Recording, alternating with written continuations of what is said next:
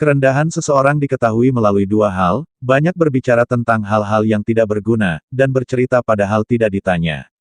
Perilaku manusia mengalir dari tiga sumber utama: keinginan, emosi, dan pengetahuan. Janganlah engkau berteman dengan orang jahat karena sifatmu akan mencuri sifatnya tanpa engkau sadari. Orang yang berilmu mengetahui orang yang bodoh karena dia pernah bodoh, sedangkan orang yang bodoh tidak mengetahui orang yang berilmu karena dia tidak pernah berilmu.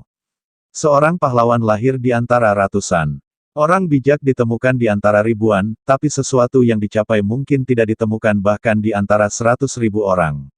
Maka bagi para penguasa negara, jika ada, itu adalah hak untuk menggunakan kepalsuan untuk menipu musuh atau warga negara mereka sendiri, demi kebaikan negara, dan tidak ada orang lain yang ikut campur dengan hak istimewa ini. Ukuran paling tinggi tentang adab seseorang itu, ia wajib menaruh perasaan malu akan dirinya terlebih dahulu. Tindakan yang baik memberikan kekuatan untuk diri kita sendiri dan menginspirasi tindakan yang baik pada orang. Kalau Anda merasa berterima kasih, Anda menjadi sangat baik, dan akhirnya menarik hal-hal yang sangat baik. Arah yang diberikan pendidikan. Untuk mengawali hidup seseorang akan menentukan masa depannya.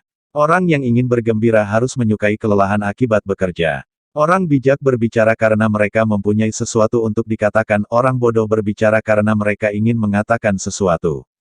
Jika ada pajak penghasilan, orang yang adil akan membayar lebih dan orang yang tidak adil akan membayar kurang pada jumlah penghasilan yang sama. Salah satu hukuman karena menolak untuk berpartisipasi dalam politik adalah saat Anda akhirnya diperintah oleh bawahan. Berbaik hatilah pada sesama karena setiap orang yang kita temui sedang menghadapi perjuangan yang lebih berat. Dia yang memiliki sifat tenang dan bahagia hampir tidak akan merasakan tekanan zaman, tetapi bagi dia yang memiliki watak berlawanan usia dan usia sama-sama menjadi beban.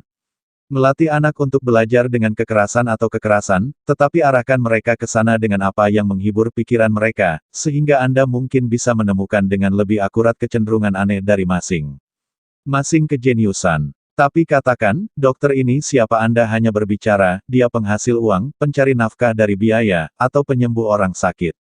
Untuk pengenalan jenis musik baru harus dijauhi karena membahayakan seluruh negara, karena gaya musik tidak pernah diganggu tanpa mempengaruhi institusi politik yang paling penting. Usia tua memiliki perasaan tenang dan kebebasan yang besar. Ketika nafsu telah mengendur cengkeraman mereka dan telah melarikan diri, bukan dari satu tuan, tetapi dari banyak.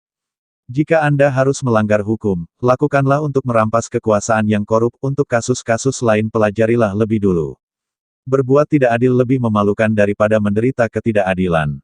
Musik adalah hukum moral. Ini memberi jiwa ke alam semesta, sayap untuk pikiran, terbang ke imajinasi, dan pesona dan keceriaan untuk hidup dan untuk semuanya.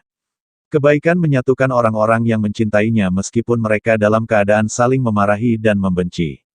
Mereka yang tidak tersentuh karena cinta, adalah orang-orang yang berjalan di dalam gelap gulita. Dan pada sentuhan cinta, setiap orang jadi penyayang.